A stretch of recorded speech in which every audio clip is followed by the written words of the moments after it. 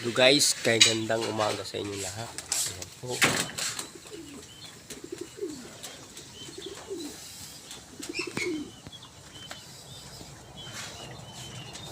Ito yung mga alaga natin sa bakuran.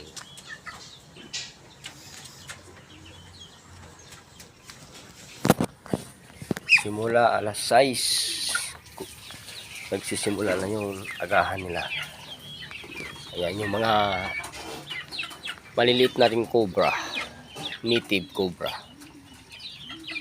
Yan.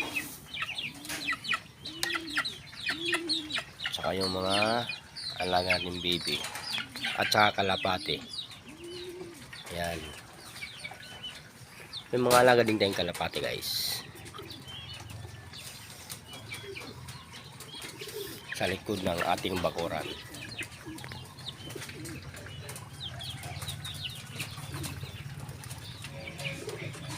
Yung mga alaga natin, oh. 6 na piraso lang po guys nung unang itlog na 18 pieces na itlog nung una. 6 lang po yung napisa.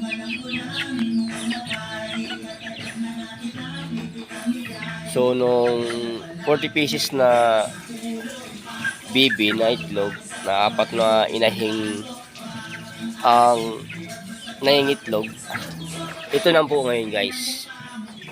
Ganito na kalaki. Ayan, oh. So nasa mga 23 days na po sila ngayon. Ayan. So instead na 40 sila ng unang itlog, ngayon ay nasa 22 pieces na lang sila. At saka yun nga, nawala yung dalawa, namatay. So nasa mga 19 na lang.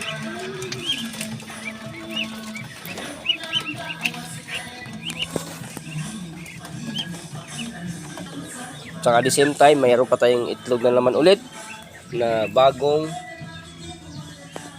generasyon. Iyan yung itlog. Ayun. So nasa mga 11 yan. So ito yung ama niyan.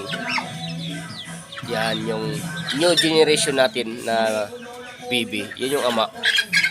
Ayan, oh. Sobrang laki. So magandang breeding po yan guys, dahil malaki yung ama. At saka ito, meron na namang itlog sa kabila. New generation pa rin to. Ayan, oh. So nasa mga 9 pieces yan. So madagdagan pa yan. Pangingitlog pa yun. At saka itong cobra, so nasa mga 17 ngayon yung itlog niya. Malapit na lang yan, 1 week na lang yan guys. Mapipisa na yan. Magbibideo tayo ulit dyan. Thank you for watching.